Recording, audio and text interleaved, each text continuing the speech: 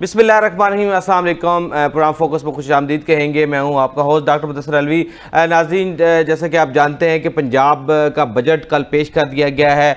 5.9 खरब का ये बजट जो पंजाब की तरफ से जो वज़ीर ख़जाना है मुझे शुजा रहमान उन्होंने पेश किया। कल खसूसी बजट इजलास पंजाब असम्बली में मुनक़्क़द हुआ, जिसमें खसूसी शिरकत जो है वो मरीम नवाज़ साहबा ने की, जो कि चीफ मिनिस्टर है। इसके अलावा सीनियर मिनिस्टर मरीम औरंगज़ेब साहबा भी शामिल थी और बाकी कसीर तादाद की MPAs की जो है वो तादाद मौजूद थी कल असम्बली में, जो कि कम ही देखने में मिलता है। और आज अल सुबह जो है वो प्रेस कॉन्फ्रेंस थी जो वज़रा हैं पंजाब के, और उनका कहना ये था कि पंजाब का बजट जो है वो आवाम दोस्त है और कोई नया टैक्स नहीं लगाया गया। और इसके अलावा उनका ये कहना था कि पंजाब ने वफाक की जो है वो मदद इस सेंस में की है कि जो फनास में उनका हिस्सा बनता था और वो वफाक को जो है वो उसमें से जो पंजाब के बजट में से वफाक को दिया। इस पर तफसीलन बात करेंगे। हमारे साथ मौजूद हैं इस वक्त जो वफाकी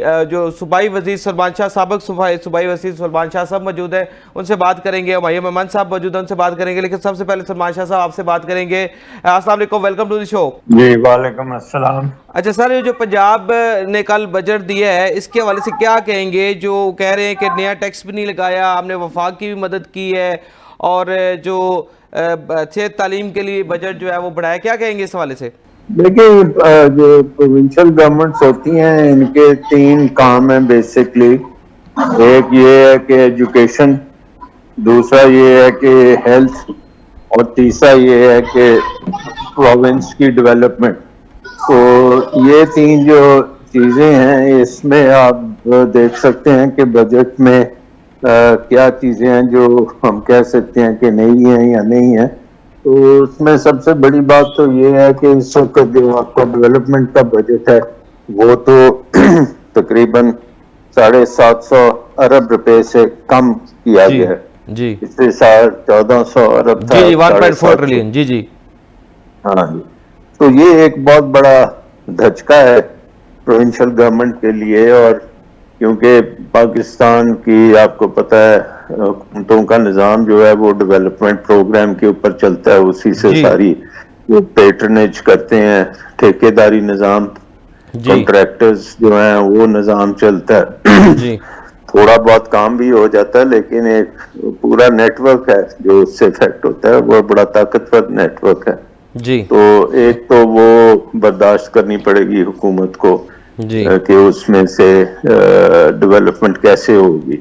ठीक। दूसरी बात यह है कि हेल्थ और एजुकेशन में भी अगर आप देखें तो वो एक किस्म के प्रोजेक्ट्स इस तरह से बनाए जा रहे हैं जिससे एक पंजाब की तो तशहीर हो रही है या नहीं हो रही, हुक्मरानों की हो रही है कि किसी के नाम पे कैंसर अस्पताल बन रहा है। हालांकि पब्लिक हेल्थ पाकिस्तान का नंबर 1 प्रॉब्लम ये है कि ये जो गंदे पानी से डिजीजेस होती हैं, जो मेल न्यूट्रिशन से डिजीजेस होती हैं, जो हवा की आलूदगी से डिजीजेस होती हैं, इसमें 90% लोग तो इन बीमारियों में फंसे होते हैं। जी। और फिर छोटे मोटे ऑपरेशंस होते हैं, अस्पतालों में लाइनें लगी होती हैं। तो पैसा तो आपको लगाना चाहिए पब्लिक हेल्थ के ऊपर के आम आदमी को रोजाना की बेसिस पे जो मुश्किलात आती हैं हेल्थ में उसको एड्रेस किया जाए, तो वो जाहिर है कि उसके ऊपर हमारा उस तरह का फोकस नहीं है। और इसी तरह एजुकेशन में भी है कि हमारे जो पब्लिक स्कूल्स हैं उनमें कोई सरकारी अफसर का बच्चा नहीं पढ़ने जाएगा, सियासतदान का तो सवाल ही नहीं पैदा होता कि जाए। और उसमें भी अगर आपने दानिश स्कूल को दिया तो वो बहुत छोटा एक अमाउंट है और छोटी जो है। शाह साहब, आपने बजट पढ़ा होगा, इसमें 750 अरब जो है उन्होंने वैसे कट लगाया, पहले 1000 अरब था पिछले साल, इस दफा 750 है। तो मेरा ख्याल है बजट तो बहुत ज्यादा अगर सही तरह यूटिलाइज हो। देखें सही तरह कैसे यूटिलाइज होगा, 70 साल में तो सही तरह यूटिलाइज नहीं हुआ, तो अब क्यों होगा? क्या उसके ऊपर कोई खास नजर रखी गई है, कोई मॉनिटरिंग का निजाम बनाया गया है, कोई प्रायोरिटी सेट की गई हैं, क्या डिस्कशन हुई है, क्या तरक्की आ जाएगी पाकिस्तान में इस काम करने से। आपके इंडस्ट्री जो है वो इन्वेस्ट लोग करना शुरू कर देंगे, या एग्रीकल्चर में आपकी पैदावार इतनी होगी कि पूरे खित्तों को आप खाना खिला देंगे।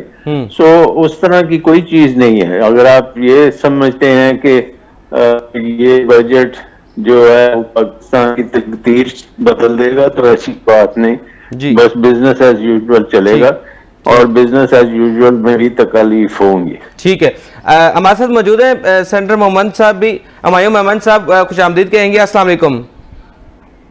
वालेकुम अस्सलाम। अच्छा सर, ये केपीके के बजट के हवाले से थोड़ी सी कोई कन्फ्यूजन है। बजट इजलास होना था जो मुलतवी कर दिया गया, और कुछ खबरें ये भी हैं कि जो है वो 3 महीने का बजट पेश करने जा रही है केपी की गवर्नमेंट। क्या इत्तलात आपके पास?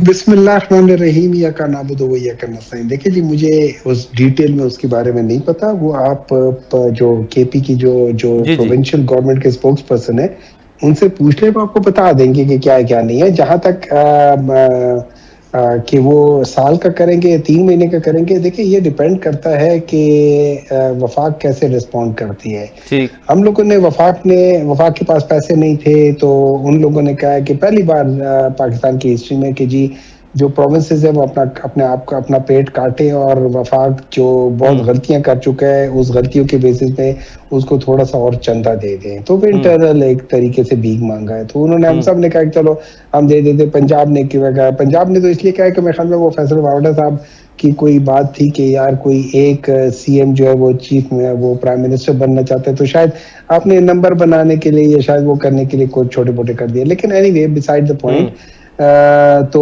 उस लेकिन चले वफाक की मदद हो भी गई तो वो इसमें मैं हर्ज तो नहीं है? क्या ख्याल है मोहम्मद साहब? नहीं, देखो हर्ज कोई नहीं है। देखिए इस तरह नहीं है, हर्ज कोई नहीं है, अच्छी बात है। लेकिन अगर एक बंदा जो मुसलसल गलतियां कर रहा है और सारे लोग उसकी गलतियों की वजह से भुगत रहे हैं, और अगर आप let's put it like this, जब आपके सामने एक जेन्युइन आदमी आता है जिसको मदद की जरूरत है, और एक प्रोफेशनल बेगर आता है, आप प्रोफेशनल बेगर की मदद करते हैं कि नहीं करते? उसको तो आप पकड़वा के जेल में डालते हैं ना। पुलिस को करते हैं कि जाओ भाग जाओ यहाँ से, वरना पुलिस को कहेंगे। ठीक है, तो जो प्रोफेशनल बेगर्स हैं उनको तो आपको भगाना चाहिए ना।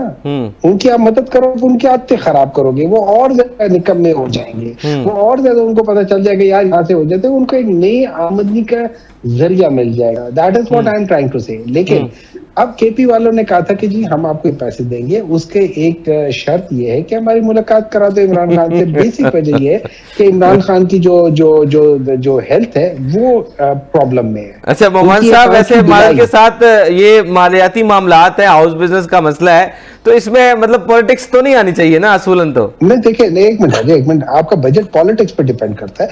आपकी पॉलिटिकल गवर्नमेंट का है ना। देखिए बेशक आप पॉलिटिक्स करते हैं, आप गवर्नमेंट में आ गए तो पार्ट ऑफ द एस्टैब्लिशमेंट। सुन लो एक मिनट अजय, जो पॉलिटिक्स जो होती है ना, उसकी जो आइडेंटिटी होती है वो आपके इकोनॉमिक रिफॉर्म्स की बेसिस पे होती है। तो आपकी जो इकोनॉमी है या आपका जो विजन है towards economy, that defines your ideology of politics. आपकी पूरी दुनिया 2 मेजर तबकों में बटी हुई है, एक सोशलिज्म थी और एक कैपिटलिज्म थी। ये बेसिकली मुआशी वो चीज थी ना। लेकिन सर तो वो आपका कहना तो यही है ना कि मुलाकात करा दीजिए तो हम साल का भी बजट दे देंगे और आपकी बात ही मान लेंगे। नहीं देखिए ऐसा है, ये लोग बेसिकली हैं व्यापारी। ठीक है, अब व्यापारी के साथ आपको थोड़ा सा व्यवहार करना पड़ता है। हम लोगों ने बगैर किसी उसके, जब इन्होंने कहा कि यार पिंडी में जलसा ना करो, हम लोगों ने बिल्कुल भी, हमने कहा नहीं करते। इन लोगों ने कहा फलानी चीज ना करो, हमने कहा नहीं करते। इन्होंने कहा यार प्लीज इन दिनों में ये काम कर लो, हमने वो कर दिया। जहां जहां पाकिस्तान की बात आई, हम लोगों ने बगैर किसी कंडीशन के, होपिंग कि यार ये रिस्पॉन्ड करेंगे, रेसिप्रोकेट करेंगे इन अ पॉजिटिव वे। उन्होंने कुछ नहीं किया। एक शख्स है, उसकी एक आंख की बीनाई तकरीबन खत्म हो गई है, 5वां इंजेक्शन वो लगवा चुके हैं उसका कुछ पता नहीं चल रहा कि ठीक है या नहीं है, किसी को मिलने नहीं दे रहे। मेरे लिहाज से तो ये क्रिमिनल नेग्लिजेंस का केस है। अब उसके लिए हमने क्या कहा, हमने कहा यार हमारी मुलाकात करा दो। कोर्ट भी कहा है, मतलब कोर्ट ने भी कहा है कि मुलाकात करा दो, वो नहीं करा रहे। तो जब हर नॉर्मल रूट नहीं चल रहा तो वहां पे चले ठीक है हमारे साहब, मैं दोबारा आपकी तरफ आता हूं। एक बात ठहर जाए, मैं थोड़ा सा पंजाब के बजट की देखिए, मुझे थोड़ा सा वो ज्यादती नजर आ रही है पंजाब। मैं पंजाब के बजट के हवाले से आपसे सवाल करूंगा। एक मिनट में सलमान शाह से सिर्फ एक चीज पूछना है, मुझे बात खत्म कर लेने दे। अच्छा, मुझे एक 30 सेकंड की बात है। देखिए मुझे अफसोस इस बात के, उसमें हमजा शहबाज के नाम पे कुछ नहीं है, उसमें जुनैद सफदर के नाम पे कुछ नहीं है, उसमें ये 3-4 और फैमिली मेंबर है उनके नाम पे कुछ नहीं है। वो बेचारे क्या आपके सुतेले हैं? उनका नाम भी कर दो यार, वो बेचारे को तो आपने इमरान खान स्टेडियम रख लिया ना, चले कुछ ना कुछ। इमरान खान ने इनकार किया था कि मेरे नाम पे स्टेडियम नहीं रखना। अच्छा चले, आपकी बात पहुंच गई। सलमान शाह साहब, आपको आवाज आ रही है? जी जी। अच्छा सलमान शाह साहब, अभी सुनने में आया है कि 3 महीने का बजट जो है वो केपी गवर्नमेंट देने जा रही है। क्या ऐसे मुमकिन है, कानूनी तौर पर ठीक है या फिजिबली है, वर्केबल है ये ऐसा 3 महीने का बजट? देखिए, ये एनएफसी के ऊपर जो मामला चल रहा है ये अभी तक अपने अंजाम तक नहीं पहुंचा, और ये जो सूबे अपनी दे रहे हैं कटौती करके अपने बजट्स में से फेडरल गवर्नमेंट को, तो ये एक बहुत यूनिक किस्म की बात है। हालांकि इसको तो एनएफसी के बीच में आना चाहिए था और एनएफसी के ऊपर कोई प्रोग्रेस नहीं है। तो आई थिंक ये पॉलिटिकली तो ये काम चलेगा। अब सूली तौर पे तो जब ये सारा काम इसलिए हो रहा है क्योंकि आईएमएफ ने फेडरल गवर्नमेंट पे पाबंदी लगाई है कि वो और कर्जे नहीं ले सकते, और जो भी आप जो खर्चे करने चाहते हैं वो अपने रेवेन्यू से पूरा करें, और रेवेन्यू जो है वो खर्चों से ज्यादा होना चाहिए, और इतना ज्यादा कि 2% जीडीपी का ज्यादा होना चाहिए। और आपको पता है 2% जीडीपी $8 अरब बनते हैं। तो ये पूरा करने के लिए उन्होंने अपना खर्चा कम करने के बजाय सूबों के ऊपर सारा बोझ डाला, और जाहिर है कि सूबे जो हैं वो आगे से रेजिस्ट करेंगे, और मे बी केपीके भी इस बात पे रेजिस्ट करेगा।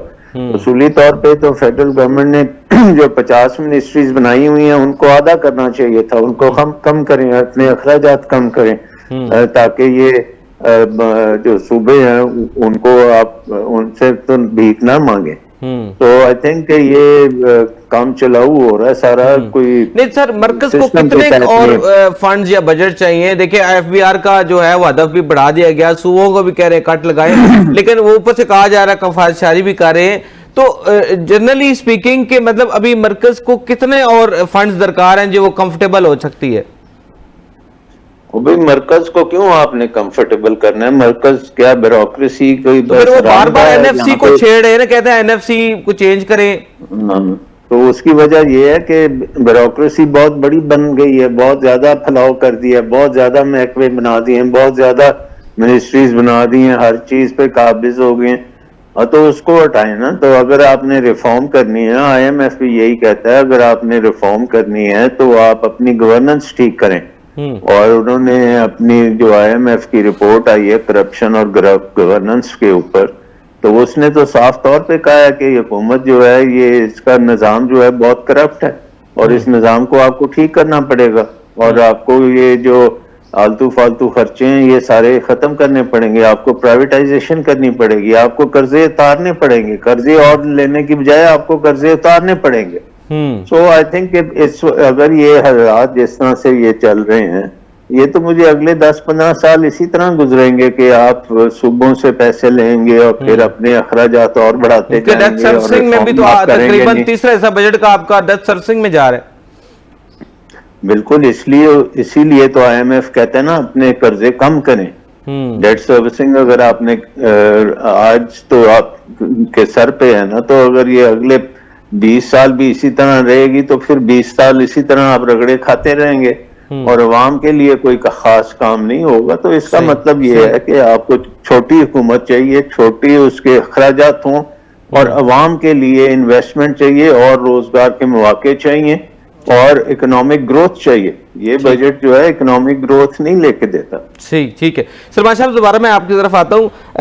महेश साहब, ये बताइएगा कि एनएफसी अगर बेसिक मसला, अगर ये बजट की मैं थोड़ा बहुत अगर रिक्वेस्ट कर भी रहे हैं तो बेसिकली मसला तो एनएफसी का है, तो क्या इस पे आप एग्री हैं कि एनएफसी के अंदर अगर कोई तब्दीली हो जाए जिसमें सबके लिए एक्सेप्टेबल हो वे आउट, कोई ऐसा, उसमें आपके क्या ख्यालात हैं?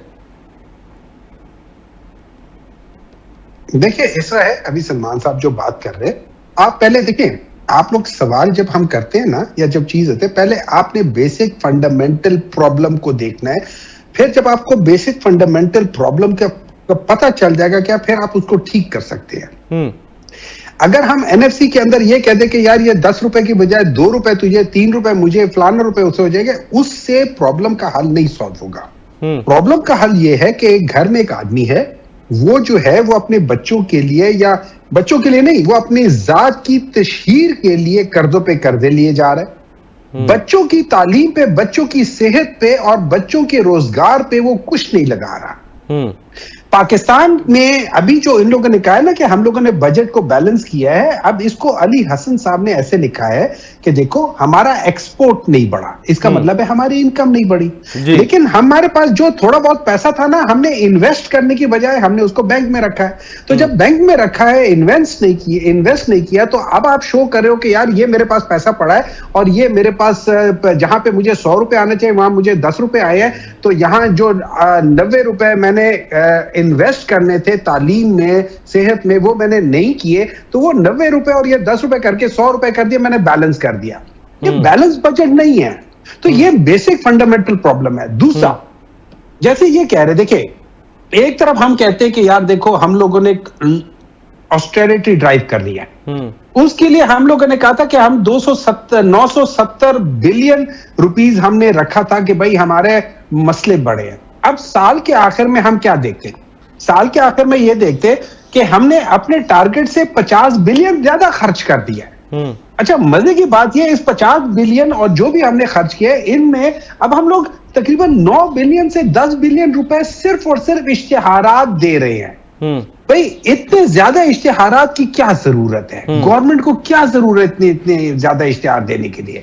अगर यही 10 अरब रुपए इश्तिहार की बजाय किसी और चीज पे लगे, हो सकता है 2 मरियम नवाज के प्रोजेक्ट और आ जाते हैं, एक आध वो मियां साहब का भी आ जाता, कोई हो सकता है वो जुनेद सफदर का। जितनी अमाउंट आप बता रहे हो वो तो बड़ी कम है सर। ये 5,900,000 का जो है वो 5.9 ट्रिलियन का बजट है, ये 5-10 अरब तो कोई चीज ही नहीं है।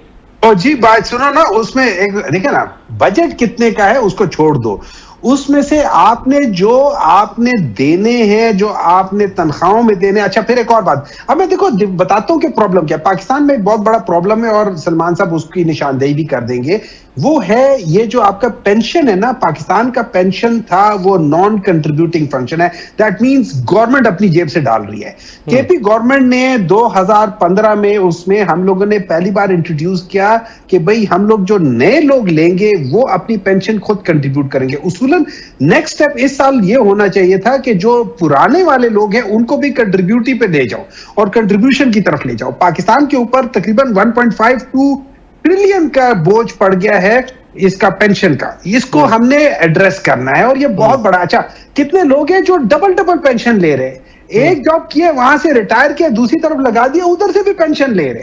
अब ये सारी चीजें कर आके हमारे यहाँ पे एलीट कैप्चर है, जो यूएनडीपी के जो है उन्होंने बताया हुआ कि पाकिस्तान का जो एलीट है वो टोटल, जिसमें आपकी ये इंडस्ट्रियलिस्ट भी हैं, जिनके आपके ये पॉलिटिशियंस भी हैं, आपकी एस्टैब्लिशमेंट भी है, और उसके साथ साथ आपके बाकी जो लोग हैं वो भी सारे। ये क्या करते हैं? आपने जिक्र तो कर दिया पेंशनर्स का, आपने जिक्र कर दिया पेंशनर्स का। सुन ले मेरी बात सुन ले। लैंडलॉर्ड्स वगैरह ये सारे जो है ना, ये कंट्रीब्यूट करते 6% ऑफ द जीडीपी पे, लेकिन ये पाकिस्तान से एज अ डिफरेंट जो फैसिलिटीज या जो चीजें मिलती है, मराहत इनको मिलती है, वो 9% ऑफ द जीडीपी है। सो टोटल ये पाकिस्तान से मराहत की सूरत में और अपनी कंट्रीब्यूटरी की सूरत में 3% ऑफ द जीडीपी ज्यादा वापस ले जाते हैं। तो ये सारी वो चीजें हैं जिसको ठीक करने, अच्छा इसको ठीक करने वाले ये दो हुकूमतें हो नहीं सकती, इनका स्टेक इन्वॉल्व है जो खानदानी।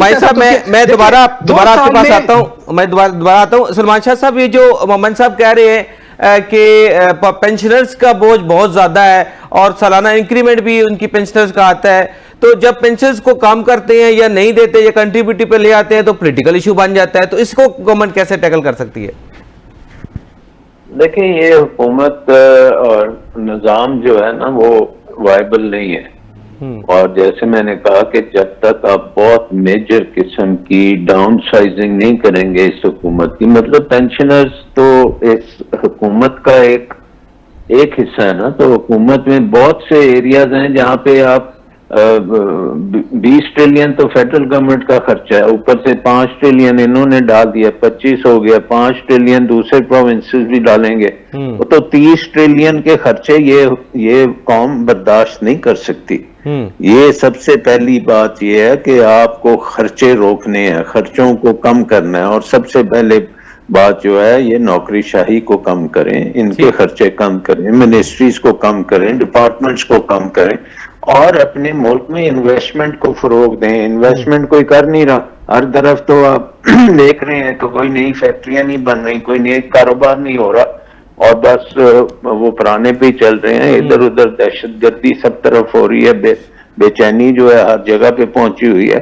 बच्चों को आप खुराक तक नहीं दे सकते, जूते तक नहीं मिल रहे उनको। तो जब तक आप इन्वेस्टमेंट नहीं करेंगे, नौकरियां नहीं बनाएंगे, तो ये जो 30 लाख ये जरा इस पे आप रोशनी डालिएगा, की जरूरत है, वो कहां से आएगी? अच्छा साहब, इस पे रोशनी डालिएगा कि एफबीआर का टारगेट तो बढ़ा दिया गया, ठीक है, पंजाब गवर्नमेंट ने पीआरए में अपने टारगेट्स जो है वो सेट कर लिए हैं, लेकिन मसला ये है कि कारोबार होगा तो सर टैक्स होगा ना। कारोबारी आदमी तो पहले ही बड़ा परेशान है, उसका कारोबार नहीं चलता, वो कारोबार चलाएगा तो टैक्स देगा। तो हमारे यहाँ वर्किंग एनवायरनमेंट भी तो उस तरह सुटेबल होना चाहिए। एक हरासमेंट का माहौल बना हुआ है एफबीआर की तरफ से, बाकी इदारों की तरफ से। भाई वो टैक्स क्यों ज्यादा से ज्यादा ले रहे हैं? क्योंकि हुकूमत के खर्चा बहुत ज्यादा है। सो पहला स्टेप जो मैं कह रहा था, डाउन साइज करो, उसके बाद फिर ये आपका टैक्स रिडक्शन होगा, इन्वेस्टमेंट ऊपर आएगी।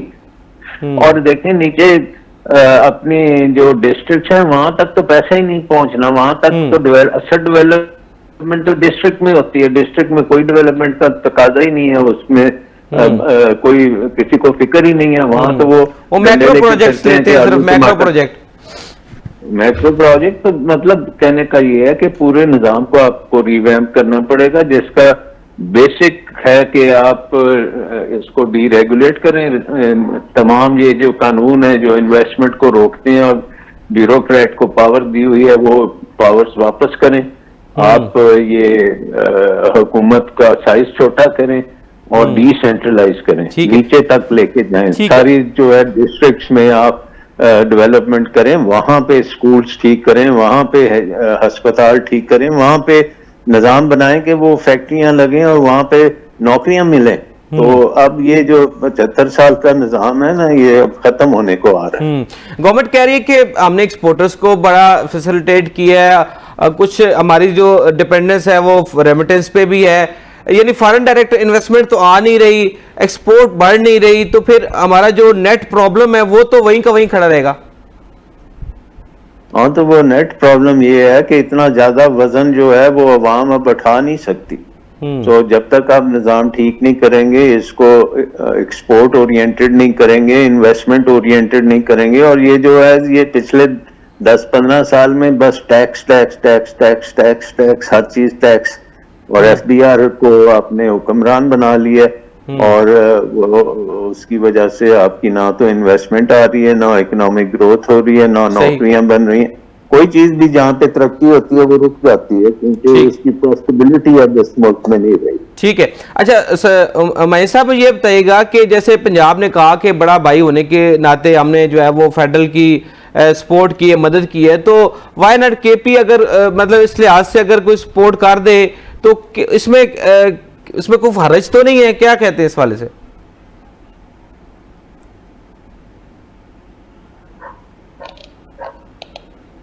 जी जी भाई साहब, आपको आवाज आ रही है? जी जी आवाज आ रही है। सॉरी मैं अच्छा जी बताइएगा।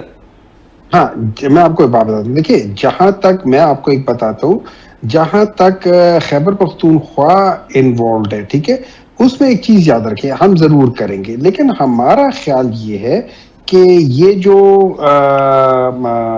क्या कह सकते हैं उसे, अपना फाइनेंशियल फेडरल असिस्टेंस। जो कहते हैं ना, जो बड़े भाई है, जो जी बड़ा जी। भाई है, जो हमारा हुआ है, आपको पता है फेडरल ने टोटल 786 डेवलपमेंट प्रोजेक्ट्स किए हैं। 786 डेवलपमेंट प्रोजेक्ट्स में से खैबर पख्तूनख्वा के लिए उन्होंने कितने किए हैं? अंदाजन कितने होने चाहिए?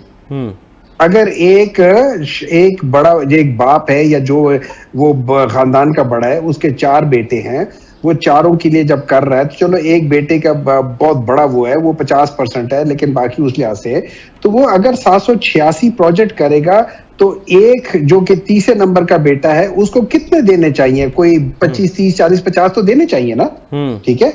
उसने सिर्फ 6 प्रोजेक्ट्स केपी के लिए किए हैं, सिर्फ 6 प्रोजेक्ट्स, सही, ठीक है।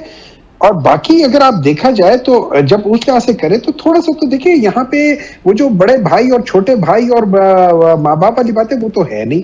अब दूसरी बात ये है, तो इसमें क्या हम लोगों को वो करना चाहिए? डेफिनेटली करना चाहिए हर एक को। और हमने इनकार तो नहीं किया ना, हमने इनकार नहीं किया क्योंकि हमारे लिए पाकिस्तान इंपॉर्टेंट है। लेकिन अब मैं आप एक चीज बताता हूँ। अब देखिए, इस वक्त 2 साल पहले बांग्लादेश ने खानदानी सियासत को खैराबाद किया और उसने एक नई गवर्नमेंट लेकर आई। अब आप देखिए, उनका जो जीडीपी है वो सर, अभी वो खालदा का बेटा आ गया, अभी तो फिर खानदान आ गया सर। सबर कर लेना, अभी तो नहीं है ना, अभी तो देखिए ना आगे क्या होता है ना। अभी उन्होंने क्या किया, उन्होंने 450 बिलियन का उनका भी है और 450 बिलियन का पाकिस्तान में भी है, ठीक है। लेकिन उसमें बड़ा मेजर फर्क है। उन लोगों ने जो अपना बजट दिया है वो उन्होंने 76 बिलियन के दिए, पाकिस्तान ने 60 का दिया है। बांग्लादेश ने जो डेवलपमेंट के ऊपर किया है वो पाकिस्तान से 6 गुना ज्यादा इन्वेस्ट किया है।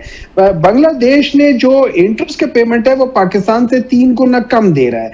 बांग्लादेश एजुकेशन में पाकिस्तान से 2 गुना ज्यादा दे रहा है। बांग्लादेश के पास जो लोग है तकरीबन 8 करोड़ लोग पाकिस्तान से कम है और पैसा उतना ही है। अच्छा, बांग्लादेश के अंदर जो डिफेंस पे वो बजट कर रहे हैं तो 1/3 पे कर रहे हैं। बांग्लादेश के लिहाज से जब हम सारी चीजें देखते हैं, उनकी इनकम पर पर्सन पाकिस्तान से बहुत ज्यादा, और पाकिस्तान में पर कैपिटा इनकम जो है वो गलत कैलकुलेट की है इन्होंने, 1901 की हुई है पाकिस्तान की। आज मैं कहता हूं, आज अभी आप करके देख ले, जो मुख्तलिफ इदारे हैं वो कहते हैं पाकिस्तान की आज की जो पॉपुलेशन है 259 बिलियन है। 259 बिलियन को जब आप 450 को उससे डिवाइड करते हैं तो टोटल आपकी पर कैपिटा इनकम आ जाती है 1737 डॉलर्स आ जाती है। ये इन्होंने तकरीबन $200 या $180 एक्स्ट्रा रख दिया, बोला हुआ है। इन्होंने हर जगह पे गलत काम किया हुआ। तो ओवरऑल अगर आप देखें कि क्या, अगर आपका ड्राइवर जो है, जो आपकी गाड़ी चला रहा है, अगर उसको गाड़ी चलानी नहीं आती, और ये आज से नहीं है, मैं पिछले 45 साल से देख लेता हूँ, 1985 से निकालता हूँ, 1985 से। अब ये मैं नहीं कह रहा, ये जो आतिफ मियां है उन्होंने ग्राफ्स में बताया हुआ है कि ये पूरे रीजन में सारे लोग एक स्पीड से जा रहे थे, पाकिस्तान सबसे आगे था। लेकिन 2018 तक जब उनको देखा गया तो पाकिस्तान सबसे पीछे रह गया। अब 2018 से और 2022 के दरमियान में हम कहते हैं चलो उसको रहने दें। 2022 से लेके 2026 तक, इन 4 सालों में पाकिस्तान जो 2022 में था, पाकिस्तान उससे भी पीछे चला गया है। बल्कि बाज़ चीजों में तो पाकिस्तान 50 साल पीछे चला गया है, कुछ चीजों में पाकिस्तान 15 साल पीछे चला गया है। तो जब हमने दो इनकॉम्पिटेंट करप्ट लोगों की हुकूमत एक साथ ले आए हैं, तो पाकिस्तान तो तबाही की तरफ बड़ी स्पीड से जा रहा है। मेन चीज यही है कि आपको रिफॉर्म्स लाने के लिए आपको सबसे पहले, जैसे अभी आज शाह महमूद कुरैशी साहब और यास्मीन राशिद साहबा, उन लोगों ने कहा है आपको एक अकॉर्ड करना पड़ेगा, जिसको आप कहेंगे क्या कह सकते हैं, ये अपना पाकिस्तान के लिए करना पड़ेगा। आपने मैशत का नहीं करना पड़ेगा, आपको पॉलिटिक्स नहीं, आपने ओवरऑल करना है। आपने पाकिस्तान के अंदर पॉलिटिकल मेरिट लाना है, आपने पाकिस्तान के अंदर जुडिशियल मेरिट लाना है, आपने पाकिस्तान चले, के वो अंदर तो वज़ीर साहब ने अब दावत दे दी है ना सर, वो तो उन्होंने कहा असेंबली के फ्लोर पे कि जो है आप जो है वो मुज़ाकरात भी करते हैं, सारी चीजें करते हैं। तो मैं दोबारा आपके पास आता हूँ। सलमान शाह साहब, ये बताइएगा कि अब जैसे पंजाब एक बहुत बड़ा सूबा है, 14-15 करोड़ आवाम है, तो इसके लिए क्या जो डेवलपमेंट बजट या हेल्थ एजुकेशन रखा है, क्या अगर आबादी के लिहाज से देखा जाए, हम तो कई मुल्कों के बराबर बनता है पंजाब, तो क्या उस तनासब से इतना जो फंड्स पब्लिक के लिए है, ये क्या रैशनल है या ये कोई डिफरेंट यहाँ पे पंजाब में तजर्बाकारी हो रही है? नहीं, आई थिंक पंजाब भी पूरे बाकी सूबों की तरह उसमें इन्वेस्टमेंट कोई नहीं आ रही, उसमें कोई नई फैक्ट्रियां नहीं बन रही, कोई नए रोजगार के मौके नहीं बन रहे। पंजाब की एग्रीकल्चर जो है, आप इमेजिन करें एग्रीकल्चर की हम करते हैं 10 अरब डॉलर की, तो हमारा इंपोर्ट बिल में एग्रीकल्चर प्रोडक्ट्स हैं। तो पंजाब हो, केपी हो, बलूचिस्तान हो, सिंध हो, हम सबको तरक्की की तरफ डालें, इन्वेस्टमेंट की तरफ डालें। टेक्नोलॉजी नई अब आती जा रही है, दुनिया को आप देख लें टेक्नोलॉजी कहाँ पहुंच गई है। अब 5th इंडस्ट्रियल रेवोल्यूशन की बात हो रही है। आर्टिफिशियल इंटेलिजेंस में अमेरिका और चीन की पूरी जंग तकरीबन है कि कौन डोमिनेट करेगा, और हमारे मुल्क में हम अभी 3rd रेवोल्यूशन से आगे नहीं आए। तो हमें तो और कोई काम करने की जरूरत नहीं, अपने आप को सीधा करें, अपने निजाम को सीधा करें, दहशतगर्दी खत्म करें, अमन लेके आए पाकिस्तान में, पॉलिटिकली स्टेबलाइज करें पाकिस्तान को और तरक्की की तरफ करें। कि ये एक ही है सब सियासतदानों के लिए, सब ब्यूरोक्रेसी के लिए, कि पाकिस्तान की तरक्की करें और पाकिस्तान की अवाम की खुशहाली हो, ताकि उनमें भी कोई जान आए, उनकी आमदन बढ़ाएं, उनके बच्चों को सेहतमंद करें, उनको तालीम दें। ये काम हमने करने हैं। यहाँ के ये जो हम सारा दिन बैठ के एक दूसरे को मारते हैं, जेलों में डालते हैं। अच्छा शाह साहब, एनएफसी अवार्ड के जरिए 4.4 ट्रिलियन तो पंजाब गवर्नमेंट को फेडरल से मिल जाएगा, तो पंजाब के अपनी रेवेन्यू जनरेशन में भी तो बहुत रिसेशन है, बहुत ज्यादा उसमें काम होने वाला, उस पर शायद काम नहीं होते, तवज्जो नहीं देते। देखिए, हमारा निज़ाम सेंट्रलाइज है ना, एक सेंट्रलाइज निज़ाम है। जब तक आप पूरी तरह से डिसेंट्रलाइज नहीं करेंगे और जब तक आप नीचे तक नहीं लेके जाएंगे अखराजात को भी और रेवेन्यूज को भी। अब हम एग्रीकल्चर टैक्स की बात करते हैं, एग्रीकल्चर का तो आपने सत्यानाश कर दिया फेडरल गवर्नमेंट की पॉलिसीज ने, और प्रोविंशियल गवर्नमेंट ने भी कोई वहाँ पे काम नहीं किया। अब अगर उनके ऊपर आप टैक्स भी उनसे निकालना शुरू करेंगे तो वो बिल्कुल बंजर हो जाएगा सारा कुछ। देखें, हर काम जो है, पहले नंबर 1 इकोनॉमिक ग्रोथ, उसके बाद प्रॉस्पेरिटी, उसके बाद आपने देखना कि कितने टैक्स लेने और किस किस्म की उस टैक्स के लिए किस किस्म की सर्विस आप दे रहे हैं। क्या हम जो खर्चा 4,000 अरब करेंगे एजुकेशन पे या हेल्थ पे, तो मिलती है आपको एजुकेशन या हेल्थ मिल रही है? हमारे बच्चों को तो बिल्कुल आपने पीछे कर दिया है, ना उनको मैथमेटिक्स पढ़ा रहे हैं, ना उनको कोई साइंस पढ़ाते हैं, बस पता नहीं क्या कर रहे हैं। यहाँ पे तो सारे स्कूल पे टीचर्स ही टीचर्स आप देख सकते हैं, उनको पढ़ाना नहीं आता। कोई किसी किस्म की अकाउंटेबिलिटी पाकिस्तान में नहीं है। तो भाई इस निज़ाम को चेंज करें। आप दुनिया की 5वीं सबसे बड़ी आबादी हैं, आपने बहुत एक रोल अदा किया है अभी, अब उसका कोई फायदा उठाने, तो उसका फायदा एक ही तरीके से आप उठा सकते हैं कि अपने घर को ठीक करें। अपने घर को अगर ठीक नहीं करेंगे तो कुछ फायदा नहीं होगा, ये भी मिस्ड अपॉर्चुनिटीज में आ जाएगा। ठीक है। अच्छा, फेडरल गवर्नमेंट ने शाह साहब एक जो टैक्स नेट को बढ़ाने के लिए दुकानदारों को भी जो है वो इसमें शामिल करने की फैसला किया है। इसमें 25,000 रुपए का जो है फिक्स टैक्स का कहा गया है। लेकिन सर प्रॉब्लम तो ये है ना कि हमारी डॉक्यूमेंटेड इकॉनमी नहीं है सर, तो कैशलेस इकॉनमी की तरफ जो स्टेप गवर्नमेंट ले रही है अभी तक कामयाब नहीं हो सकी, इसके हवाले से क्या कहेंगे? भाईजान, अगर आपका मुल्क ही इलिटरेट है, वो जो आपकी लिटरेसी रेट है वो ही दुनिया के तकरीबन सबसे कम है, तो वहाँ डॉक्यूमेंटेशन करके आप क्या करेंगे? डॉक्यूमेंटेशन का सिर्फ एक मतलब है, और वो मतलब ये है कि आप अवाम को और जकड़ दें। अगर ये डॉक्यूमेंटेशन के नाम पे हमने पूरी इकोनॉमी को जकड़ा हुआ है और एक ऐसा निज़ाम बना दिया है जिसमें कोई ग्रोथ भी नहीं है, तो फिर डॉक्यूमेंटेशन जरा इंतजार कराएं। और जो आपकी है प्रॉफिटेबिलिटी इस मुल्क में एग्रीकल्चर की या इंडस्ट्री की, उसको बेहतर करें ना, उनकी इनपुट कॉस्ट को कम करें, उनकी जो है तरीक़ेकार बेहतर बनाएं ताकि वो ज़्यादा से ज़्यादा पैदावार ले सकें। और आप लगे हुए हैं डॉक्यूमेंटेशन के ऊपर, जब पैदावार हो नहीं रही तो डॉक्यूमेंट आपने किस चीज़ को करना है? सही तो आई सही, थिंक तरजीह ठीक है, बिल्कुल सही होनी चाहिए। ठीक है। और मेरे ख्याल में तरजीहात में सबसे ज्यादा जरूरी चीज ये है कि आप अपनी प्रोडक्शन को बढ़ाएं, आप अपनी जीडीपी को बढ़ाएं। और जब जीडीपी को बढ़ाने के लिए, जैसे मैंने कहा, इन्वेस्टमेंट ठीक करें, और दूसरी ये है टेक्नोलॉजी करें। टेक्नोलॉजी के बगैर अब दुनिया में आप कम्पीट नहीं कर सही, ठीक है, दुनिया में सबसे बेहतर क्वालिटी का आएगा तो बात बनेगी। ठीक है, ठीक तो है, ये सारी चीजों पे फोकस करने की जरूरत है। ठीक है। अच्छा महेश साहब, ये बताइएगा कि फाइनली कोई मतलब बजट देने का मूड भी है या अभी नहीं? कोई इतना तो आपको पता ही होगा कि क्या बातचीत चल रही है। केपीके गवर्नमेंट की बात कर रहा हूँ। देखिए, ऑब्वियसली बजट तो डेफिनेटली होगा, लेकिन वो तो आपको खुद ही पता चल जाएगा ना। उसके लिए आपको इतनी देर इंतजार करने की जरूरत नहीं है। अभी एक आध दिन की तो बात है, वो आपको खुद ही पता चल जाएगा कि किस लिहाज से क्या हो रहा है, ठीक है ना। पहले भी याद होगा, गन्ना साहब ने कहा था कि मैं मुजावरत के बगैर नहीं करूंगा, और फिर बजट पास हो गया था।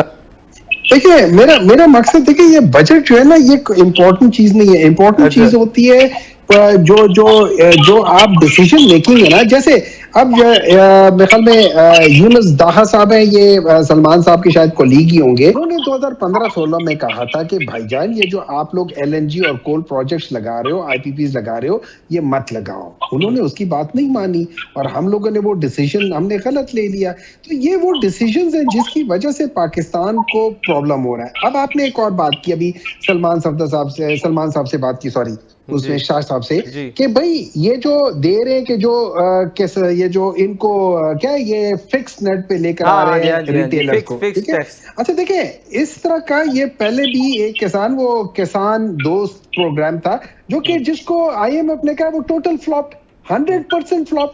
अच्छा, मिफ्ता इस्माइल कहता है कि इस किस्म का काम हम पहले भी कर चुके हैं। एक फिक्स टैक्स लगाने के लिए हमने दुकानदारों पे कहा था, वो बिल्कुल फ्लॉप हो गया था। उन्होंने 1000 पर दुकानदार 1 महीने का कहा था उन्होंने उस वक्त। भाईजान, वो 1000 रुपए उन्होंने नहीं दिया, ये 25,000 मांग रहे हैं। लेकिन देखें, ज्यादती देखें, एक दुकानदार जिसका सालाना जो उसका टर्नओवर है वो 200 मिलियन है, मींस 20 करोड़ है, ठीक है, वो आपको फिक्स देगा सालाना 25,000 रुपए। अच्छा, वो शख्स जो कि 2.5 लाख रुपए कमाता है, वो आपको देगा पर मंथ, आपको देगा 25,000 रुपए। ईयरली है सर, ईयरली 25,000 रुपए देगा, 25,000 मंथली नहीं जी भाईजान। जो जिसके 2.5 लाख तनख्वाह है ना, वो 25,000 रुपए महीने का देता है। आपको वो क्या तो पता, ऑलरेडी दे रहे हैं इनकम टैक्स की सूरत में। दो ही मैं कह रहा हूं ना। अब ये देखिए, यहाँ पे देखे दूसरी तरफ दुकानदार जो 20 करोड़ का करता है। 20 करोड़ का मतलब ये है वो 1.5 करोड़ महीने का वो बिजनेस करता है। वो सिर्फ वो टर्नओवर प्रॉफिट नहीं, टर्नओवर महीने का, वो महीने का सिर्फ 2,000 दे रहा है, टेक्निकली महीने का 2,000 रुपए दे रहा है, ठीक है। और ये दूसरी तरफ इतना दे रहे हैं। देखिए, अच्छा एक और बात है, जिस बंदे के, अब ये लोग कहते हैं हमने तनख्वाह कम कर दी है। देखिए, जिसका 2.5 लाख है ना तनख्वाह, उसकी तनख्वाह इन्होंने 23 वो जो % से कम करके 20% कर दिया बिकॉज ऑफ द स्लैब, ठीक है। लेकिन उसको जो इंक्रीज होगा, ये जो इन्फ्लेशन इंक्रीज है, वो 2,75,000 पे चला जाएगा। 2,75,000 पे चला जाएगा तो उसका ब्रैकेट जो है ना, वो 23 से 25 पे चला जाएगा, मतलब 20 से 25। तो इनफैक्ट वो आपको पैसे भी ज्यादा देगा, वो भी ज्यादा, और उसका ब्रैकेट ज्यादा हो गया है। वो अब 23 से 25 वाले ब्रैकेट में या 20 से 25 वाले ब्रैकेट में चला गया। तो देखिए, बात प्रॉब्लम क्या है? प्रॉब्लम ये है कि जो लोग वहां बैठे हुए हैं, जो लोग वहां डिसीजन मेकिंग वाले बैठे हुए हैं, वो लोग गलत लोग हैं, वो रॉन्ग नंबर है। इस रॉन्ग नंबर को जब आप ठीक नहीं करोगे ना, टैक्स नेट बढ़ाने के लिए जो लोग टैक्स सिरे से देते नहीं है, सर, अगर उसमें अगर सालाना 25,000 दे दें, तो इस मॉडल को, इसमें क्या प्रॉब्लम है? सर इसमें कोई प्रॉब्लम नहीं। मैं आपको एक और बात, देखिए, इस तरह है, जो आपका लैंडलॉर्ड है ना, जो आपका एग्रीकल्चर सेक्टर है, एग्रीकल्चर सेक्टर आपका रिप्रेजेंट करता है 22 से 24% ऑफ द जीडीपी। आपको पता है ये कितना कंट्रीब्यूट करता है toward tax? 0.6% of the tax पे ये कंट्रीब्यूट करता है, ठीक है। अच्छा सुन ले, उसके बाद जो आपका रिटेलर है, रिटेलर के जो परसेंट ऑफ द जीडीपी है वो तकरीबन 18 पॉइंट समथिंग जीडीपी है। आपको पता है वो कितना परसेंट वो कहता है? Less than 2% of the GDP करता है। आपने पेट्रोलियम तो एवरेज से बाहर निकाला हुआ है। आपकी जो सर्विस इंडस्ट्री है वो 5.54 point something percent of the GDP है, वो आपको 17% टोटल टैक्स देती है। लेकिन उसके बदले में होता क्या है? जो आपकी इंडस्ट्री है जो चल रही है, इंडस्ट्री रिप्रेजेंट करती है तकरीबन 17% ऑफ द जीडीपी को करती है, लेकिन वो 70% टैक्स दे रही है। जो आपकी सैलरीड क्लास है वो 2% ऑफ द कह सकते हैं इसे, ये लेबर फोर्स को रिप्रेजेंट करती है, और वो टैक्स कितना दे रही है? 15% दे रही है। जब हम इन चीजों को देखते हैं तो लोग यहां से देखिए, यहां पे इन्वेस्ट। एक और मसला है, मैं जो ही इकोनॉमिक एक्टिविटी स्टार्ट करूंगा, प्रोडक्शन स्टार्ट होगी ना। इकोनॉमिक एक्टिविटी क्या होती है? मैं एक चीज बनाऊंगा, उसको बेचूंगा। मेरा यहाँ पे सारा मटेरियल इंपोर्ट होता है, हर एक चीज, कॉटन भी इंपोर्ट होती है। देखिए जो ही मैं कोई बिजनेस एक्टिविटी करूंगा, मेरा इंपोर्ट बिल बढ़ जाएगा। ये इसीलिए वो कम से कम जीडीपी रखते हैं ना, इसी वजह से। इसे सुन लेना, यही वो प्रॉब्लम है जो ये सारे झूठ बोलते थे कि जब पीटीआई के दौर में इन्होंने कहा कि इंपोर्ट बिल बहुत बढ़ गया था। भाईजान, इंपोर्ट बिल इसलिए बढ़ गया था कि हमारी लार्ज स्केल इंडस्ट्री 10.6% से उस टाइम जीडीपी भी ज्यादा 6% थी। देखिए 6.2% थी। देखिए अब होता क्या है, जब आप ये इकोनॉमिक एक्टिविटी स्टार्ट करते हैं तो आपके पास चीजें आनी शुरू होती है आपकी। अच्छा, उस दौरान में आपकी जो ये क्या कह सकते हैं उसे, पॉवर्टी थी, वो पाकिस्तान की कम तरीन पॉवर्टी 18.3% पे आ गई थी। ये सारी वो चीजें हैं जो आपने लेकिन वो फिर पीडीएम वाले कहते हैं कि आपने जो आईएमएफ से मुआहदा किया था उसको आपने पूरा नहीं किया। 10 रुपए देखो, झूठ बोलते हैं ना, झूठ बोलते हैं। अगर एक आदमी है, मैं देखिए सलमान शाह साहब हैं, अगर मैं सलमान शाह साहब को कहूं कि एक गलत काम जो मैं इनसे पहले करके गया हूं, अगर ये उसको 1 साल या बहुत ज्यादा हुआ 2 साल में करेक्ट नहीं कर सकते, तो इसका मतलब ये इनका ग्रास्प नहीं है, इनका ग्रास्प ही नहीं है उस सब्जेक्ट के ऊपर। सही कह रहे हैं, उस बात को भी 4 साल हो गए। 4 साल हो गए यार, खुदा का खौफ करो यार। अच्छा 4 साल में सर, एक मिनट है सर, 4 साल में मजे की बात यह है, आपकी जो पॉपुलेशन ग्रोथ है, मजबूरी पॉपुलेशन ग्रोथ है, वो आपकी जीडीपी ग्रोथ से ज्यादा है। सो टेक्निकली स्पीकिंग आपकी एक्चुअल माइनस ग्रोथ है। सही। बहुत शुक्रिया सेनेटर हुमायूं साहब, हमारे साथ थे, पीटीआई से इनका तल्लुक है। इसके अलावा सलमान शाह साहब, आपका बहुत बहुत शुक्रिया, प्रोग्राम में आप शामिल थे और बड़ी कीमती राय जो है वो आपने दी। नाज़रीन, पंजाब के बजट के हवाले से आज बात हो रही थी और कुछ ओवरऑल फेडरल बजट की कुछ खदोखाल डिस्कस कर रहे थे। पंजाब में जो बजट पेश किया गया उसमें जो क्लेम किया जा रहा है कि एक बड़े भाई होने के नाते जो है वो फेडरल को सपोर्ट किया गया है।